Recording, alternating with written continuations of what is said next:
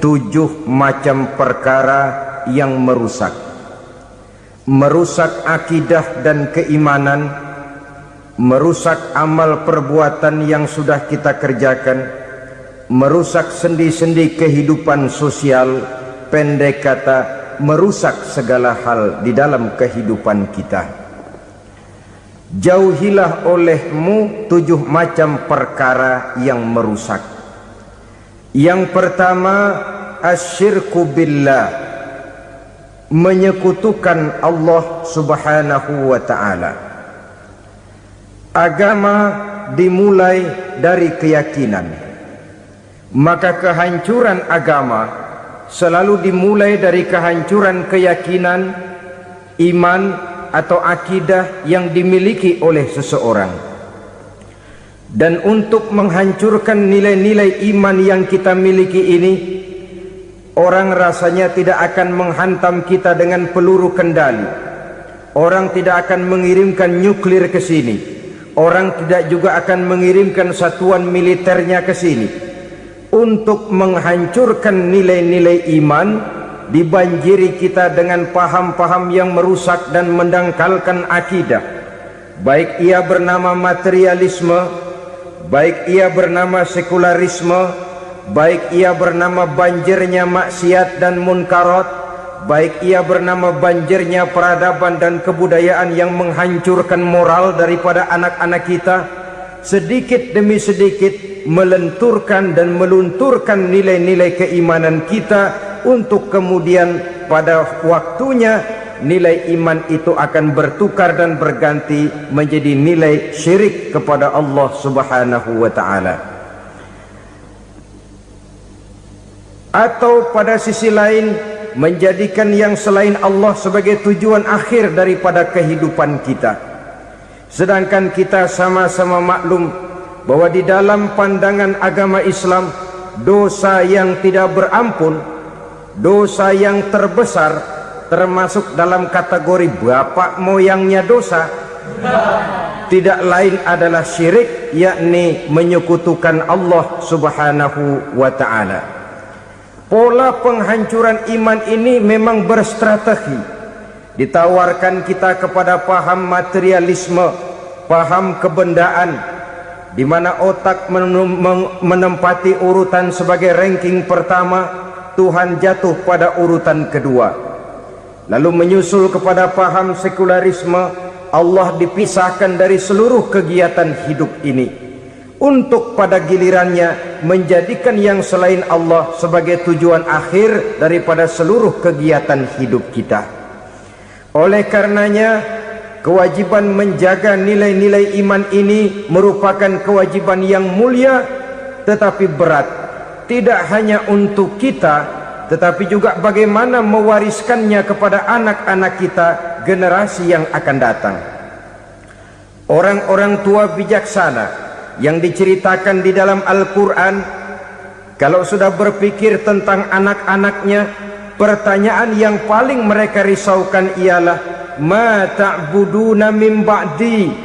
Anakku, kalau pada satu saat aku, ayahmu sudah tidak ada lagi di dunia ini, meninggalkan kamu semua, ma ta'buduna min ba'di, apa yang akan kamu sembah nak? Jikalau sekarang ayahmu masih mau ke masjid, masih mau melakukan rukuk dan sujud, masih beribadah menyembah Allah subhanahu wa ta'ala, kalau orang tuamu sudah tidak ada, ma ta'buduna min ba'di, masihkah engkau mau datang ke masjid? Masihkah engkau mau rukuk dan sujud? Masihkah engkau mau menyembah Allah subhanahu wa ta'ala? Pertanyaan ini yang dipikirkan oleh Nabi Yakub kepada putra-putranya. Pertanyaan ini yang diteruskan oleh Nabi Ibrahim kepada anak-anaknya. Pertanyaan ini yang diwariskan oleh generasi ulama'us salafus saleh kepada para generasi berikutnya. Bagaimana kita generasi sekarang? Kita orang-orang tua sekarang bukan berfikir ma ta'buduna min ba'di, malah yang kita fikirkan ma ta'kuluna min ba'di. Kalau bapak tidak ada nanti kamu makan apa nak? Perkara kamu nyembah apa urusan nomor 18. Yang penting kamu nanti hidup bisa makan, nak. Maka kita sibuk mewariskan harta kepada anak-anak kita. Kita sibuk mewariskan kebun dan tanah kepada anak-anak kita. Kita sibuk mewariskan pabrik kepada anak-anak kita, sementara kita lupa mewariskan intan yang paling mahal, mewariskan mutiara yang paling berharga, yaitu nilai iman kepada Allah Subhanahu wa ta'ala.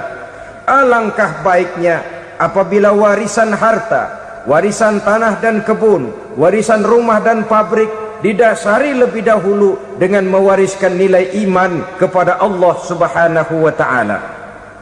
Sebagai orang-orang tua, kita boleh bersedih kalau anak kita tidak mengerti komputer. Kita boleh bersedih kalau anak kita tidak mengerti matematika. Kita boleh bersedih kalau anak kita tidak mengerti bahasa Inggris. Tapi sewajarnya lebih bersedihlah kita orang tua jikalau mempunyai anak yang tidak kenal Allah sebagai Tuhannya, yang kemudian tidak mau rukuk dan sujud kepada Allah Tuhannya. Itulah kemalangan yang paling malang bila kita meninggalkan generasi yang tidak bertauhid kepada Allah Subhanahu wa ta'ala. Betapapun anak kita tidak ngerti komputer, saudara, paling-paling kerugiannya cuma kerugian dunia. Masuk dia ke alam barzakh, munkar nakir tidak akan sempat tanya kau belajar komputer apa tidak. Kumpul dia di padang mahsyar, malaikat juga tidak akan tanya matematikamu nilainya berapa. Yang ditanya kau kenal Allah, kau rukuk dan sujud kepadanya, kau pernah datang ke masjid. Oleh karena itu sekali lagi, menjaga nilai iman tidak hanya untuk kita, tetapi juga mewariskannya kepada anak-anak kita, generasi yang akan datang. Sungguh kemalangan yang paling besar apabila kita meninggalkan anak-anak kita, mereka kita tinggalkan lemah ekonominya, itu tidak baik. Mereka kita tinggalkan lemah otaknya, itu pun akan membuat mereka tertinggal oleh yang lain. Tapi yang paling celaka, jikalau kita tinggalkan mereka dalam kondisi lemah imannya, rapuh akidahnya, tidak baik dan tidak betul keyakinan hidupnya. Oleh karena itu Nabi berpesan, jauhilah 7 perkara yang merusak. Yang pertama, syirik kepada Allah Subhanahu wa ta'ala, menyekutukan Allah baik dalam ucapan, dalam keyakinan ataupun dalam perbuatan. Ini perkara pertama yang termasuk 7 perusak besar di dalam kehidupan. Kalau sudah jatuh kita ke lembah syirik, bagaimanapun banyak kebaikan yang kita kerjakan, berjiwa sosial, bertangan pemurah, gemar menolong orang lain, kalau memang dasarnya syirik, maka seluruh kebaikan kita akan hancur, tidak akan ada nilainya dalam pandangan Allah Subhanahu wa ta'ala. Dalam pandangan manusia mungkin kita dicatat sebagai orang sosial, gemar menolong orang lain, tidak berpangku tangan melihat orang yang mendapat kesulitan. Tapi oleh karena dasarnya syirik, dasarnya tidak mentauhidkan Allah, maka seluruh nilai kebaikan yang kita kerjakan tidak akan ada nilainya dalam pandangan Allah Subhanahu wa ta'ala.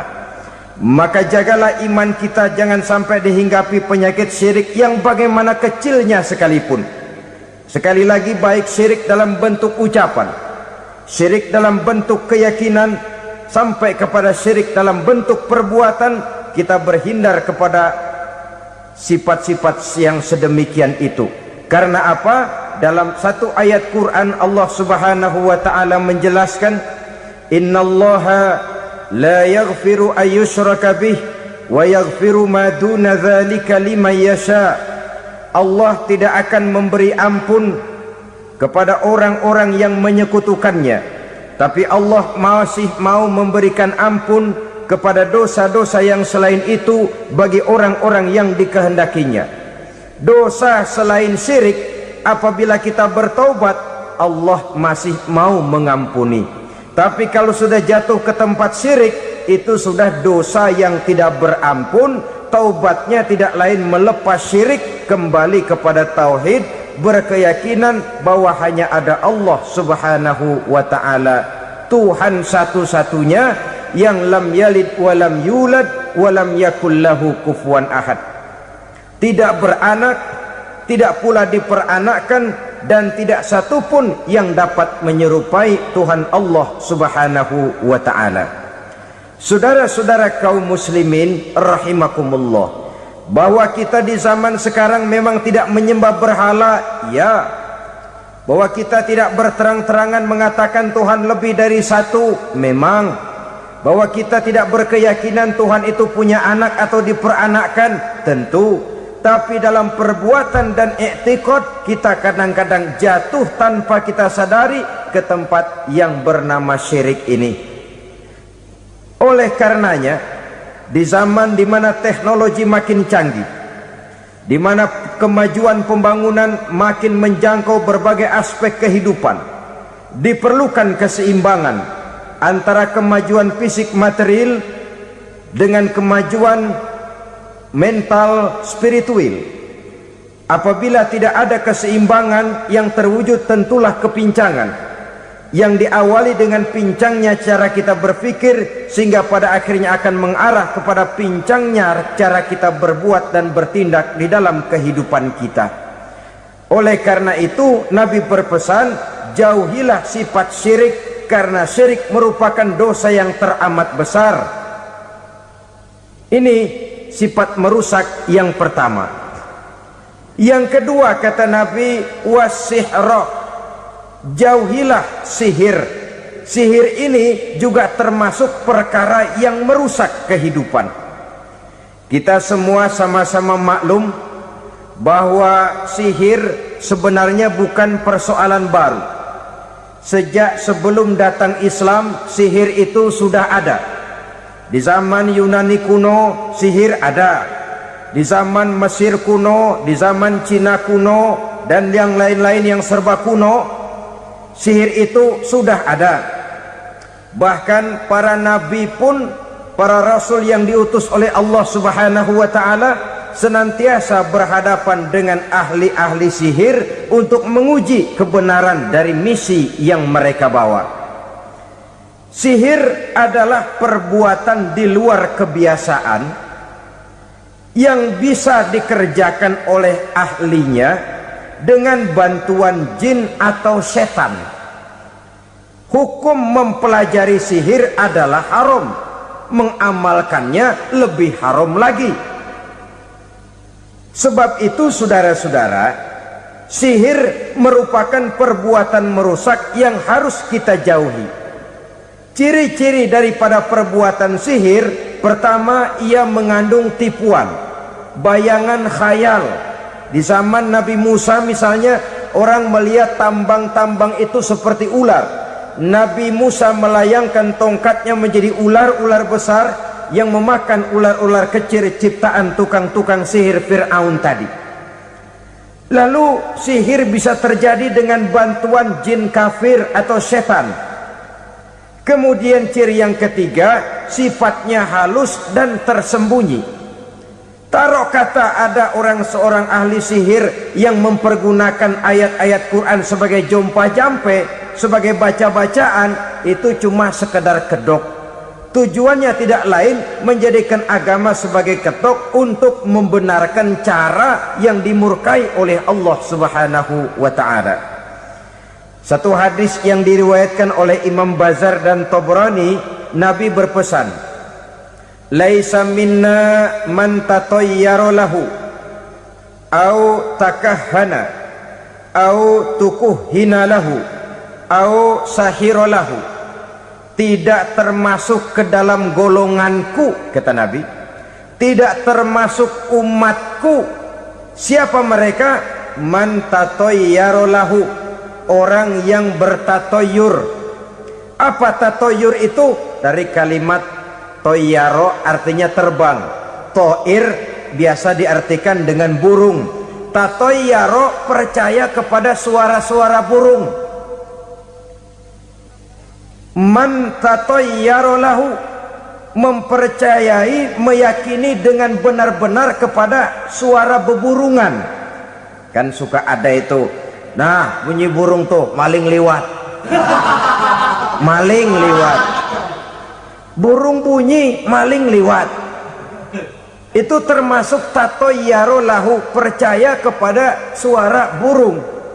Kan aneh kalau suara orang nggak dipercaya, suara burung malah dipercaya. Ada ustadz ceramah, kiai ngaji, nggak mau didengerin, burung dengerin bener. Nah, suaranya dari sebelah mana? Belah kulon. Nah, itu tandanya ano. Habis dihitung-hitung. Itu termasuk tatoyaro lahu. Au takahana, atau bertenung, au tukuhina, atau minta ditenungkan, au sahirolahu, atau melakukan perbuatan sihir, atau minta disihirkan. Laisa minna, tidak termasuk ke dalam golonganku, kata Nabi. Sehingga dengan demikian saudara-saudara, menghadapi sihir dengan sihir sekalipun termasuk perbuatan yang tidak diajarkan oleh agama. Kita kan mempelajari sihir untuk jaga diri, tidak apa-apa. Yang dilarang mengamalkannya, dilarang juga mempelajarinya. Sebab orang kalau sudah mengetahui, biasanya lalu terangsang untuk mencoba. Kalau percobaannya berhasil, biasanya terangsang untuk coba lagi dan coba lagi. Pada akhirnya ketagihan, lalu beralih menjadi profesi, apalagi itu nanti bisa mendatangkan hasil uang. Saudara-saudara kaum muslimin rahimakumullah, kita manusia makhluk nyata, kita hidup di alam nyata, terikat oleh sunnatullah, causality. Oleh karenanya bagi kita keyakinan yang penuh, keikhlasan di dalam bertuhankan Allah, penyerahan diri sepenuhnya hanya kepadanya, itu sudah merupakan obat penangkal yang sangat ampuh agar kita tidak terkena penyakit-penyakit yang dibuat oleh setan dan para pembantunya. Sehingga beberapa ayat Quran mengajarkan, misalnya a'udzu bikalimatillahi tammati min syarri ma khalaq, atau bismillazi la yadurru ma'asmihi syai'un fil ardi wala fis sama, dengan menyebut nama Allah yang tidak bisa mendatangkan bahaya sedikit pun, dari baik yang datang dari langit maupun yang datang dari bumi. Jiwa yang kosong dari keyakinan yang penuh kepada Allah, jiwa yang penuh was-was dan ragu-ragu, itu yang mudah terserang oleh penyakit-penyakit yang dikerjakan oleh para tukang-tukang sihir, yaitu oleh setan dan seluruh para pembantunya.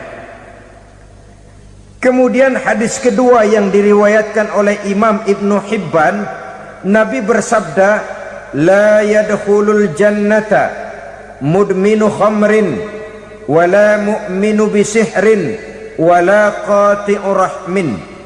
Tidak masuk surga. Ini Nabi yang bilang, tidak masuk surga. Siapa itu? Pertama, mudminu khamrin, orang yang berkekalan dalam mabuk. Selalu mudminun itu sudah menjadi perbuatan rutinnya, tidak kapok-kapoknya, teler seumur hidup.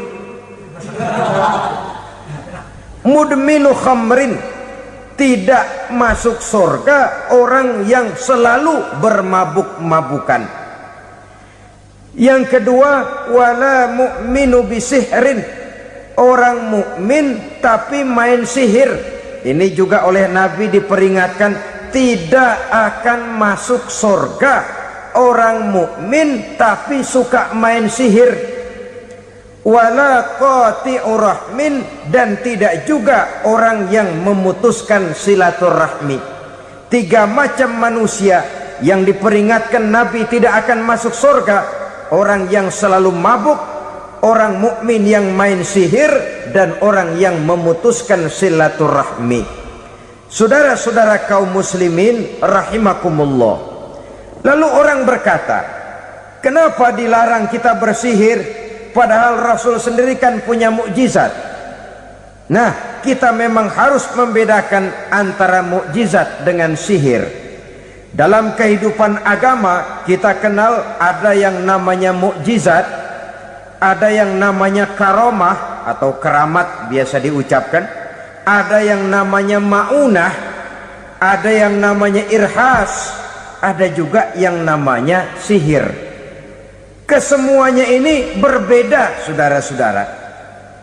Yang dinamakan mukjizat itu khusus untuk para rasul saja. Satu kejadian luar biasa yang terjadi dilakukan oleh Rasul atas izin dari Allah Subhanahu wa ta'ala. Perbedaannya dengan sihir jelas. Sihir dari setan, mukjizat dari Allah. Sihir bisa dipelajari, mukjizat tidak. Sihir umumnya untuk maksud-maksud yang tidak baik, sedangkan mukjizat untuk memperkuat kebenaran yang disampaikan oleh para rasul dan ditentang oleh umatnya. Bahkan kafir Quraisy dahulu menganggap orang-orang ahli sihir itu berada dalam satu posisi yang hina, sehingga mereka mengatakan dan menuduh Nabi Muhammad sebagai tukang sihir. Tuduhan sebagai tukang sihir adalah tuduhan yang sangat aib dan hina. Di tengah masyarakat kufar jahiliyah, kedudukan tukang sihir dipandang sebagai kedudukan yang hina, sehingga mereka mengejek Nabi dengan sebutan tukang sihir. Jadi mukjizat hanya untuk Rasul saja. Kemudian karomah. Karomah ini asal kata dari karomah, kehormatan, kemuliaan yang diberikan Allah kepada hamba-hambanya yang rajin mendekatkan diri kepadanya.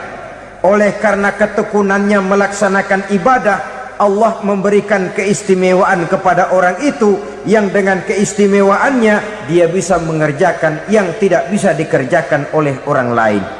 Karomah hanya bisa dicapai dengan prestasi ibadah.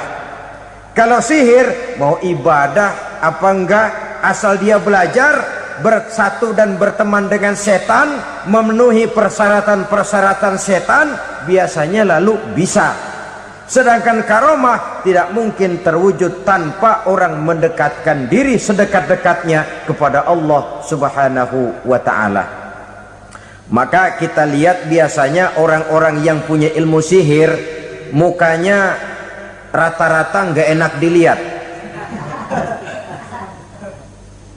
Kumuh, jauh dari air wudhu, jauh dari sujud kepada Allah, malah berteman dengan setan, menjadi pelayan-pelayannya setan.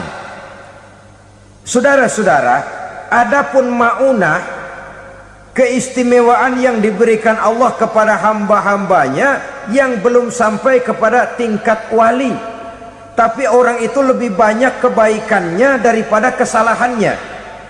Umpamanya, saudara jalan bertiga di pinggir jalan, saudara ada pada posisi di tengah, lalu bertiga ini ketabrak mobil. Menurut perhitungan saudara mati lebih dahulu, tapi terjadi hal yang aneh, dua teman saudara mati, saudara malah cuma luka dan lecet sedikit saja. Apa itu? Kalau kita lebih banyak kebaikannya daripada kesalahannya, itu yang dinamakan maunah, pertolongan yang diberikan Allah kepada hamba-hambanya yang lebih banyak kebaikannya daripada kesalahannya. Sedangkan yang dinamakan irhas, kejadian luar biasa pada diri seseorang pada waktu dia masih kecil, yang menunjukkan tanda-tanda keistimewaannya. Itu umumnya pada para nabi pada usia kecilnya sudah ada irhas, tanda-tanda istimewa. Jelas baik mukjizat, karomah, maunah maupun irhas berbeda dengan sihir. Sihir ini jelas saja merupakan bantuan dan persekutuan antara manusia dengan setan. Padahal setan, kata Allah dalam Al-Quran, innahu lakum aduwwum mubin, sesungguhnya setan bagi kamu adalah musuh yang sangat jelas. Saudara-saudara kaum muslimin rahimakumullah, di zaman sekarang dalam menghadapi beban kehidupan yang makin pelik, menghadapi stres yang tidak kunjung selesai, menghadapi persoalan-persoalan yang teramat berat, orang sering mencari jalan keluar kepada hal-hal yang menurut pendapatnya bisa meringankan beban moralnya itu. Pergilah dia mencari sesuatu yang dapat meringankan bebannya. Dan tidak jarang yang jatuh ke pangkuan tukang-tukang tenung, ke pangkuan tukang-tukang sihir, yang mereka itu oleh Quran dijelaskan kadzabal munajjimun walau sodaku. Tukang-tukang tenung, tukang-tukang sihir, mereka itu bohong walaupun benar. Maksudnya bohong walaupun benar artinya kalau yang mereka kerjakan benar itu sih kebenaran. Benar dengan kebenaran itu lain. Kebenaran, kebetulan bisa, tapi tidak untuk selalu. Apalagi kalau itu sudah membahayakan kehidupan orang lain. Jadi oleh karena itu Nabi berpesan jauhilah daripada sihir. Kalau sudah jauhilah dari sihir artinya ya jauhilah daripada mempelajarinya, jauhilah daripada bergaul dengan orang-orang yang ahli di bidang itu, karena dari pergaulan segalanya bisa menular. Baiklah saudara, ini yang kedua. Yang ketiga pesan Nabi, wa qatlan nafsil lati harramallahu illa bil haq. Membunuh orang lain dengan cara yang tidak benar, membunuh orang yang diharamkan oleh Allah Subhanahu wa taala untuk melakukannya kecuali dengan alasan yang benar. Kita tahu Islam adalah agama damai sesuai dengan namanya. Ia tidak dikembangkan dengan pedang dan kekerasan. Ia dikembangkan dengan keteladanan dan tuntunan moral. Oleh karena Islam bukan agama kekerasan, Islam pun tidak mementingkan dan mengajarkan kekerasan kecuali dengan alasan yang benar dan bisa dipertanggungjawabkan. Membunuh dengan sengaja, menghilangkan nyawa orang lain tanpa alasan yang bisa dibenarkan adalah merupakan dosa besar dan satu di antara 7 perkara yang bisa mendatangkan kerusakan dalam kehidupan dan yang hendaknya harus kita jauhi. Saudara-saudara kaum muslimin rahimakumullah, beberapa waktu yang lalu di sebuah kota kecil yang indah bernama New Auckland. Saudara tahu New Auckland? Itu dari Gunung Kidul masih ngidul lagi. Pernah diadakan satu seminar yang membicarakan bagaimana menyelamatkan masyarakat manusia dari bahaya Perang Dunia Ketiga. Diperkirakan kalau terjadi Perang Dunia Ketiga, manusia tidak akan tersisa. Sebab apa? Pada waktu itu cadangan nuklir yang dimiliki oleh bersama Amerika dan Rusia konon sudah sanggup memusnahkan 6 miliar manusia pada saat jumlah manusia baru 5 miliar. Jadi kelebihan nuklir dunia ini. Kalau terjadi Perang Dunia Ketiga, sulit manusia untuk tersisa. Maka dibahaslah di dalam seminar itu, wah, supaya tidak terjadi Perang Dunia Ketiga, maka perlombaan membuat senjata-senjata canggih, alat-alat pembunuh modern harus segera dibatasi. Dibahas, tidak mungkin kita membatasi perlombaan membuat senjata. Kenapa? Makin maju ilmu dan teknologi, makin canggih senjata yang ditemukan. Atom sudah meningkat menjadi nuklir, nuklir sudah meningkat menjadi neutron, dan kita tahu bom yang bernama neutron ini bom yang cukup membunuh tanpa perlu merusak. Artinya kalau dia diledakkan di kota kita ini, bangunan utuh, jembatan tidak ambruk, rumah-rumah tetap berdiri, tapi semua yang bernama hidup mati. Itu katanya lebih sopan dari bom atom. Sebab kalau si atom ini sudah membunuh, merusak pula. Neutron cukup membunuh saja tanpa perlu merusak. Jadi majunya senjata-senjata teknologi sebagai akibat yang logis dari kemajuan ilmu pengetahuan ini tidak bisa kita batasi.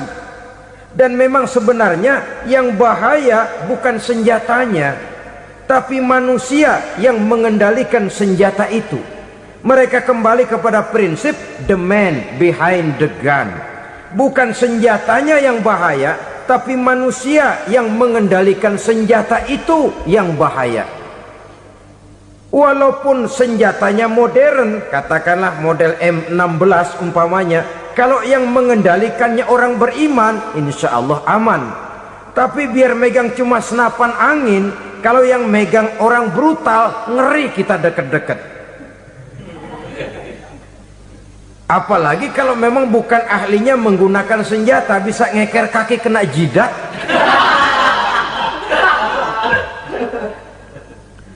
Mereka kembali kepada prinsip lama yang tetap baru.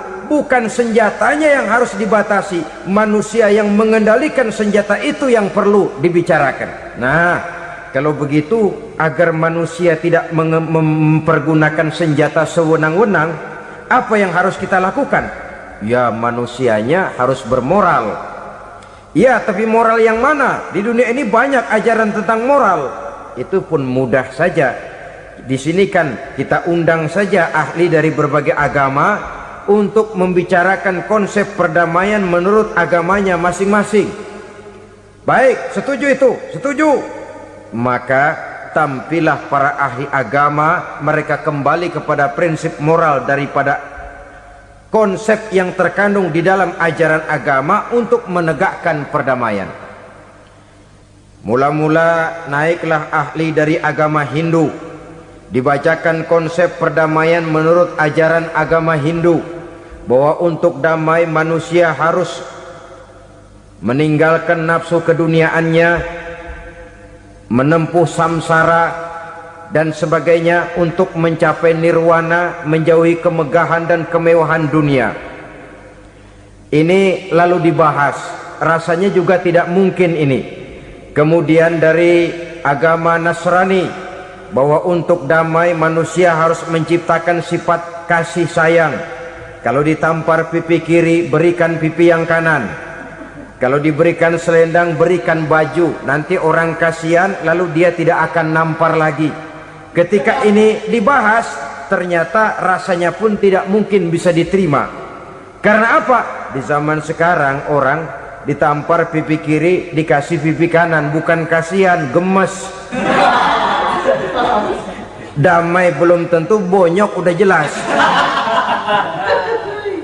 Lalu ketika dibacakan konsep perdamaian menurut Quran, di mana disampaikan ayat wa jazaa'u sayyi'atin sayyi'atun misluha faman afa wa aslaha fa ajruhu 'ala Allah.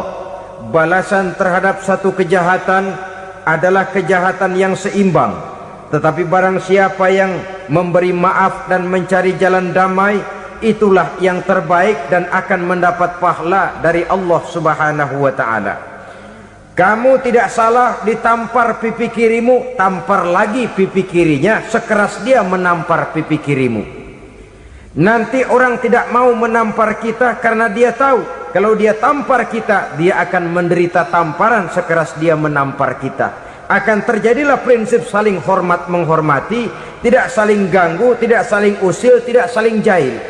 Atas dasar ini perdamaian bisa ditegakkan.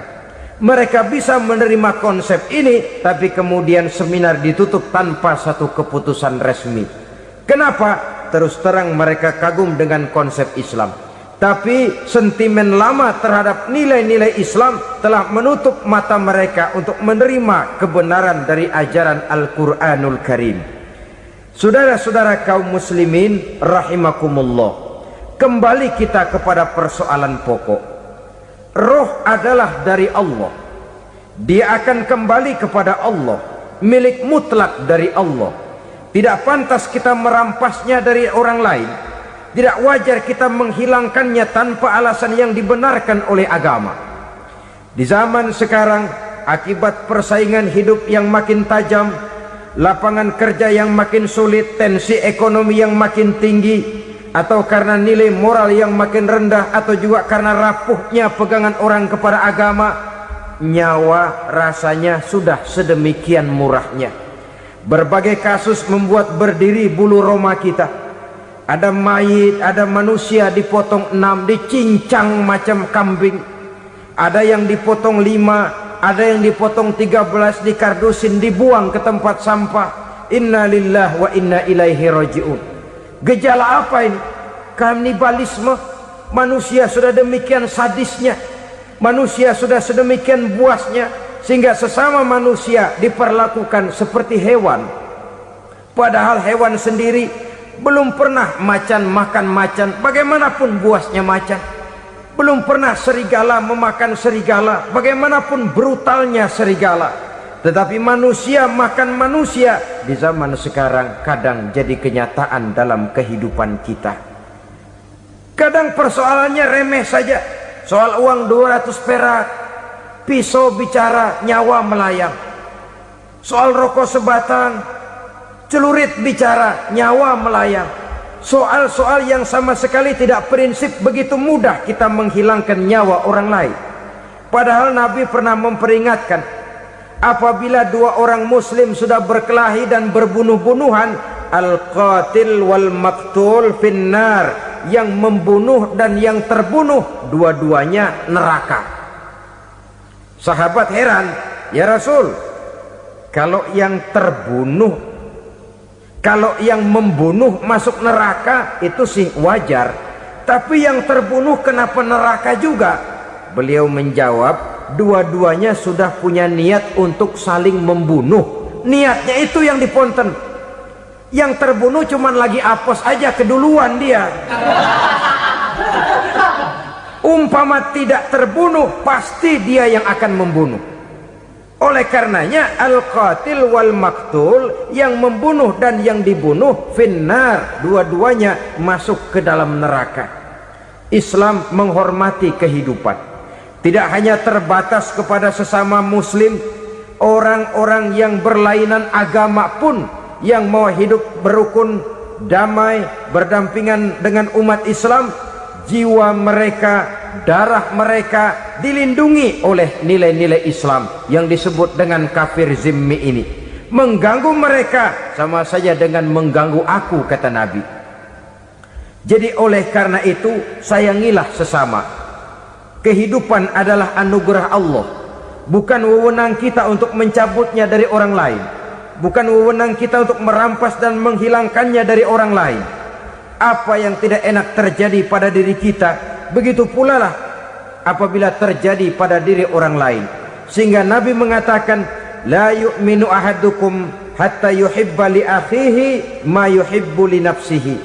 Belum dikatakan beriman seseorang kamu apabila dia belum mencintai saudaranya seperti ia mencintai dirinya sendiri. Apa yang enak dirasakan oleh orang lain, enak juga dirasakan oleh dia. Mengukur orang lain dengan diri sendiri. Kalau orang lain tanpa salah saya fitnah, kalau saya tanpa salah difitnah orang, enak apa enggak? Enggak, orang lain juga begitu. Kalau orang lain tanpa salah saya tempeleng kepalanya, enak apa tidak? Tidak. Orang lain juga begitu. Yang tidak enak terjadi pada diri kita, tentu tidak enak juga kalau terjadi pada orang lain. Mengukur orang lain dengan diri sendiri, sehingga tidak timbul sifat egois, tidak menari di atas bangkai orang lain, tidak mendirikan kebahagiaan di atas untayan air mata orang lain. Sehingga dengan demikian, saudara-saudara, dia bisa menghormati kehidupan, menghormati orang lain sebagaimana dia ingin dihormati. Inilah perbuatan ketiga yang merusak, membunuh orang lain dengan yang diharamkan Allah tanpa alasan yang benar. Yang ketiga. Kemudian yang keempat, perbuatan merusak wa aklar riba, makan riba. Hidup adalah tolong menolong. Bahasa kerennya take and give katanya. Saling memberi dan saling menerima. Nabi mengajarkan man kuraba kurbatan min kurabid dunya karaballahu lahu kurbatan min kurabi yaumal qiyamah. Wallahu fi aunil abdi madamal abdu fi auni akhihi. Siapa yang meringankan beban dari beban-beban yang dirita seseorang di dalam kehidupan dunia, Allah akan meringankan bebannya daripada beban-beban yang harus dipikulnya di hari kiamat nanti. Wallahu fi aunil abdi madamal abdu fi auni akhihi. Allah senantiasa akan menolong seorang hamba selama hamba itu masih mau menolong saudaranya. Allah selalu akan menolong seorang hamba selama hamba itu masih mau menolong saudaranya. Apabila kita sudah berpangku tangan terhadap kesulitan orang lain, biasanya pun pada saat kita mendapat kesulitan, kita akan sulit juga memperoleh pertolongan.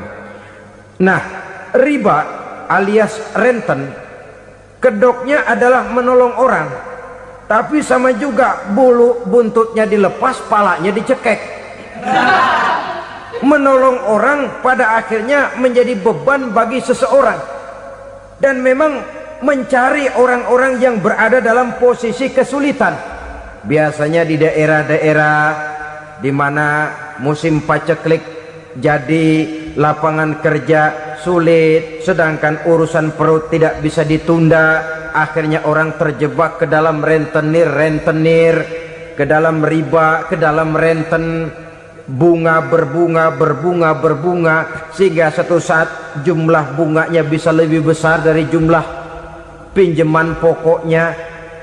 Kemudian kalau juga ternyata tidak bisa dibayar, rumah jadi taruhan. Memang rumah satu-satunya, begitu rumah ditarik mulain camping. Bukankah pada akhirnya akan mewariskan kesengsaraan? Oleh karena itu, kepada kita berusahalah jangan berhubungan dengan rentenir, jangan makan renten dan riba. Kepada mereka yang melaksanakan riba, walaupun mendatangkan keuntungan materi, tapi percayalah, harta yang didapat dengan jalan riba tidak akan membawa keberkahan. Manakala tidak membawa keberkahan, dia tidak akan mendatangkan ketenangan di dalam kehidupan kita. Oleh karenanya, memakan harta riba termasuk perbuatan yang merusak sendi-sendi kehidupan sosial, merusak kehidupan orang lain, merusak kehidupan masyarakat, tetangga, pergaulan, dan sebagainya. Yang kelima, wa akla malil yatim, memakan harta anak yatim dengan cara yang zalim. Nih, memang lezat. Anak yatim itu nggak tahu urusan apa-apa. Kita diamanahkan untuk mengurusinya. Kadang-kadang dibentuklah panitia penyantunan yatim piatu. Yatimnya mah tetap kelaparan, panitianya yang pada gendut.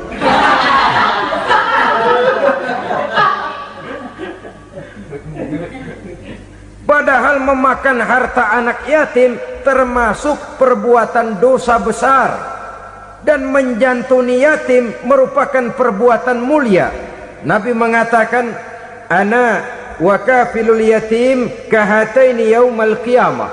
Aku dan orang-orang yang menyantuni anak yatim seperti dua jari ini pada hari kiamat nanti. Dekat sekali. Jikalau ingin di hari akhir nanti dekat dengan Rasul, bersahabatlah dengan anak-anak yatim. Jadilah pengurus anak-anak yatim. Bangunlah panti-panti asuhan yatim. Pada saat bapak ibunya meninggal, kitalah yang menjadi orang tuanya. Bahkan sedemikian besar perhatian Islam terhadap anak-anak yatim ini, sehingga Quran memberikan peringatan, ara'aital ladzi yukadzibu biddin fadzalikal ladzi yad'ul yatim wa la yahuddu ala ta'amil miskin. Tahukah kamu siapa orang yang mendustakan agama? Beragama tapi dianggap dusta, solatnya dusta, puasanya dusta, karena agamanya sudah berdusta. Siapa mereka? Fazalikal ladzi yad'ul yatim, orang yang menyia-nyiakan anak yatim.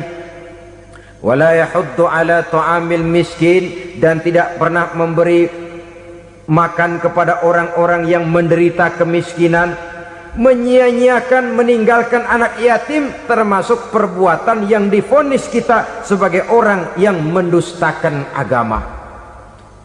Saudara-saudara kaum muslimin rahimakumullah, maka sangat dicela mengeksploitir anak-anak yatim, menjadikan mereka sebagai kedok untuk mencari kekayaan pribadi. Tetapi jikalau ikhlas, ganjarannya sangat besar, nilai pahalanya sangat besar. Menyantuni yatim tidak hanya setahun sekali. Kalau Muharram pakai istilah lebaran yatim, dibentuklah panitia, diberilah beras, uang 4-5 ribu rupiah, alhamdulillah. Tapi jangan lupa, si yatim tidak hidup cuma satu hari. Dia tidak hidup cuma di bulan Muharram saja, dia hidup 12 bulan dalam setahun. Sebagaimana anak-anak yang lain, dia juga berhak punya masa depan. Dia juga berhak menikmati bangku sekolah. Dia berhak mengenyam arti dan makna pendidikan. Dia berhak membekali diri dengan ilmu dan pengetahuan, seperti halnya anak-anak yang lain. Maka kita yang diberikan keluasan oleh Allah, ingatlah itu, bersahabatlah dengan anak-anak yatim, santuni mereka. Perkara setahun sekali di bulan Muharram, alhamdulillah, itu bagus, bin Thayyib alias baik. Tapi tentu dan tentu, sekali lagi, si yatim tidak hanya hidup di bulan Muharram. Dia hidup 12 bulan dalam setahun, 24 jam dan di dalam sehari. Oleh karenanya, menyia-nyiakan mereka pada saat posisi kita memang mampu, akan memojokkan kita dalam satu posisi di mana kita dianggap sebagai orang yang mendustakan agama, memakan harta anak yatim dengan cara yang zolim. Bapaknya udah meninggal, kebunnya lebar, anaknya dikelecehin. Nah, dah kamu gak usah pusing, nanti saya yang ngurus.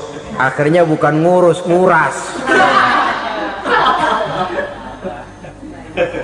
Si yatim mungkin tidak tahu bahwa dia disia-siakan, haknya diambil, miliknya dizolimi. Tapi Allah yang akan membalasnya dengan seadil-adilnya. Maka makan harta anak yatim biasanya balasannya tokcer bin paten. Nggak banyak selang tempo itu, nggak percaya cobain dah. Nyobain aja kan nggak bayar, umpama. Memakan harta anak yatim dengan cara yang zolim, ganjarannya biasanya kontan. Kenapa? Ratapan si miskin, untayan air matanya, jeritan kepedihan hatinya, membuka pintu langit, permohonannya diijabah, getaran hatinya didengarkan oleh Allah. Maka balasannya biasanya kontan, spontan, tidak menunggu waktu terlalu lama. Itu di dunia, belum lagi di akhirat nanti. Bukankah dalam riwayat Mi'raj diceritakan Nabi melihat di neraka itu orang perutnya sebesar rumah? La haula wala quwata. Itu perut kayak rumah, bagaimana jalannya tuh orang? Dan memang gak jalan, diseret-seret oleh malaikat di neraka itu. Hancur perutnya, amburadul itu perut. Berantakan isinya, dibulatkan lagi, diseret lagi, hancur lagi, dibulatkan lagi. Sampai Nabi tanya, orang itu begitu berat siksanya kenapa ya Jibril? Itu Muhammad, waktu di dunia dulu rakus banget makan harta anak yatim. Begitu vonisnya, begitu menyedihkan nasibnya di akhirat.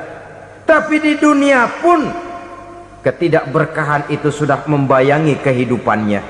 Oleh karena itu, kepada saudara-saudara yang mendapat titipan anak yatim, berbahagialah, karena semulia-mulia rumah adalah rumah yang di dalamnya ada anak yatim yang disantuni. Sehina-hina rumah adalah rumah di mana di dalamnya ada anak yatim yang disia-siakan. Begitu kata Nabi kita. Rumah yang paling mulia dalam pandangan Allah, rumah yang di dalamnya ada anak yatim yang disantuni. Rumah yang paling hina dalam pandangan Allah, rumah yang di dalamnya ada anak yatim yang nasibnya disia-siakan. Berbahagialah saudara apabila menjadi penyantun anak-anak yatim, pelindung mereka, sehingga mereka mempunyai masa depan sebagaimana anak-anak lainnya. Rasulullah sendiri sedemikian peka terhadap keadaan anak-anak yatim karena beliau sendiri memang mengalami umur 6 bulan dalam kandungan ibu, beliau sudah ditinggalkan oleh ayahnya. Pada saat berusia 6 tahun ibu sudah meninggal. Yatim piatu dalam usia di mana beliau sedang perlu belas kasih seorang ibu dan pengertian seorang bapa. Kepekaan itu lalu timbul, bahkan kemudian sampai kepada beliau berkata, aku dan orang yang menyantuni anak yatim seperti jari tengah dan jari telunjuk di hari akhirat nanti. Sedemikian dekatnya. Baiklah ya, jadi yang kelima, memakan harta anak yatim. Jauhi karena ini perbuatan yang merusak. Yang keenam, watawalli yaumaz zahfi, melarikan diri pada hari pertempuran. Apa ini? Khianat, tidak konsekuen dengan konsep perjuangan. Pada mulanya keras benar teriak berantas korupsi, ganyang korupsi, cuma karena belum dapat giliran. Begitu dia naik dapat kesempatan, korupsinya lebih edan dari yang diteriakinya. Ini termasuk tawalli yaumaz zahfi, berpaling pada hari peperangan. Di saat menghadapi musuh, kalau belum kelihatan musuh, teriaknya nyaring bener. Jangan takut, demi kebenaran sampai titik darah yang paling penghabisan. Musuh belum kelihatan. Begitu musuh sudah kelihatan, paling dulu lari ke belakang. Kalau diajak berjuang ada saja alasannya.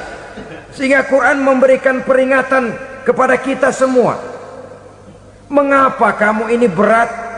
Kalau sudah diajak berjuang di jalan Allah, kakimu seperti terhunjam berakar di perut bumi. Berat untuk melangkah berjuang.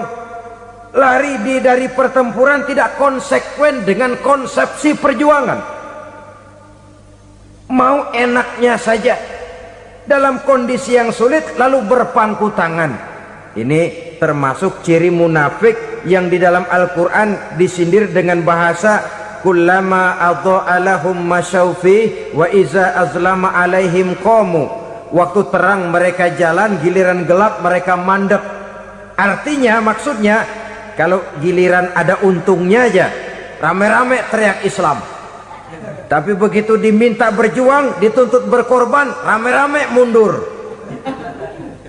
Waktu dilihat di Islam ada untungnya, rame-rame teriak Islam. Pak, saya Islam banget pak. KTP saya Islam pak, pokoknya Islam banget dah. Tapi ketika diminta berjuang, dituntut sedikit berkorban, rame-rame mengundurkan diri. Tahun 65 PKI berontak. Waduh, waktu itu jadi orang Islam untung itu, nggak dikejar-kejar, aman. Masjid rame, mobil-mobil mewah parkir di depan musola dan masjid. Kenapa? Waktu itu asal udah ke masjid aman, Islam selamat, untung. Tapi begitu keadaan aman, yang parkir di musola sepeda butut melulu.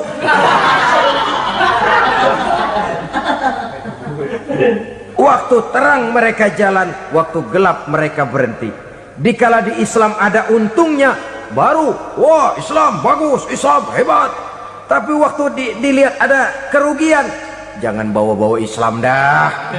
Jangan bicara soal Islam, ini kan bukan soal agama, bukan soal agama. La haula wala quwata illa billah. Beragama kita ambil talfik fid din, mengambil yang enteng-enteng saja dalam urusan beragama ini. Tidak konsekuen kita dengan Islam kita. Seolah kita mau memilih mana yang terasa cocok sama selera kita, kita teriak Islam. Beratan aja dikit, rame-rame berpaling. Itu termasuk tawalli yaumaz zahfi. Para pengkhianat, mental-mental hipokrit yang tidak mau konsekuen menghadapi segala bahaya. Itu termasuk perbuatan yang merusak. Kenapa? Kalau cuma dia saja yang lari, mungkin tidak jadi soal. Tapi larinya ini akan mempengaruhi orang lain. Nah, pengaruhnya itu yang dicegah. Sebab kalau satu sudah mulai lari, yang lain mulai ngelirik. Ketika yang dilirik kemudian tidak ada reaksi, dia akan ikut lari. Artinya apa? Seorang muslim harus konsekuen dengan konsep perjuangannya, dengan keyakinan keagamaannya, dan tidak memilih yang enak-enak saja di dalam kehidupan beragama. Lari dari pertempuran, bermental khianat, mengkhianati agama, merupakan satu di antara sifat yang merusak. Terakhir saudara, wa qazfal muhsanatil ghafilatil mu'minat, menuduh perempuan baik-baik yang tidak tahu menahu tentang tuduhan yang dituduhkan kepadanya, menuduh perempuan mukmin yang baik-baik yang tidak tahu menahu tentang tuduhan yang dilakukan kepadanya. Fitnah lebih bahaya daripada pembunuhan. Orang yang tidak salah bisa hancur namanya, orang yang berniat baik bisa ambruk perjuangannya oleh karena fitnah. Sehingga dikatakan al-fitnatu asyaddu minal qatli. Fitnah lebih bahaya daripada pembunuhan. Maka memfitnah ini termasuk satu dosa di antara 7 hal merusak yang harus kita jauhi semampu kita, semampu-mampunya. Mengupayakan sebisa-bisanya jangan sampai terjebak ke dalam hal yang demikian. Nah, saudara-saudara, inilah saja pertemuan kali ini. Mudah-mudahan ada manfaatnya. Semoga Allah memberikan kekuatan zahir dan batin kepada kita untuk bisa menjauhi 7 perkara yang merusak ini. Selalu berusaha menyimpan sesuatu yang bisa membawa manfaat, baik untuk dirinya, untuk anak cucunya, maupun untuk keluarganya, untuk masa kini dan masa depannya. Kadang simpanan itu berbentuk uang, kadang berupa tanah, lain saat berbentuk pabrik, dan lain sebagainya. Sementara masa depan yang paling pasti adalah akhirat.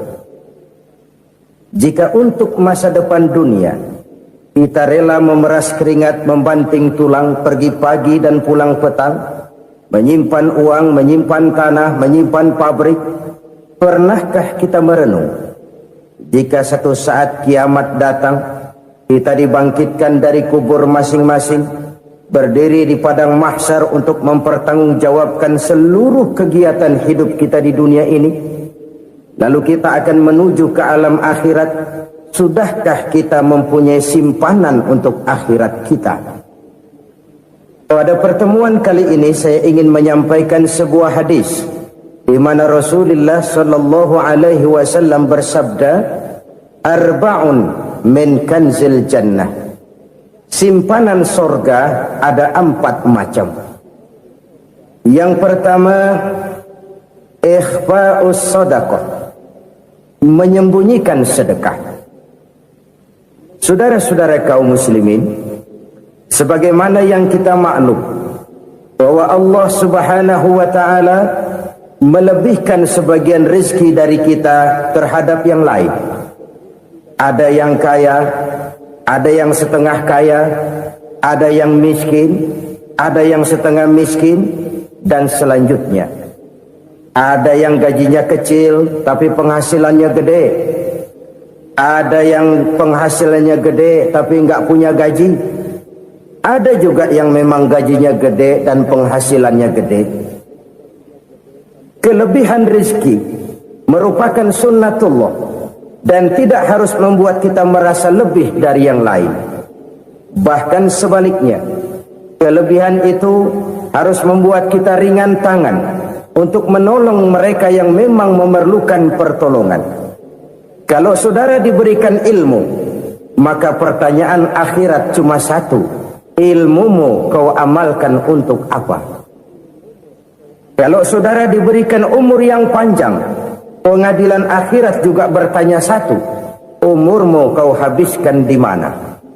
Tapi kalau saudara diberikan harta, pengadilan akhirat akan bertanya 2: hartamu kau dapat dari mana, kau belanjakan kemana. Dari mananya ditanya, dan kemananya juga ditanya. Oleh karena kita akan dimintakan pertanggungan jawab, maka amanah yang bernama harta ini harus kita gunakan dengan sebaik-baiknya. Ada penggunaan yang merupakan kewajiban, itu zakat namanya. Ada penggunaan yang sewaktu-waktu, itu infak namanya.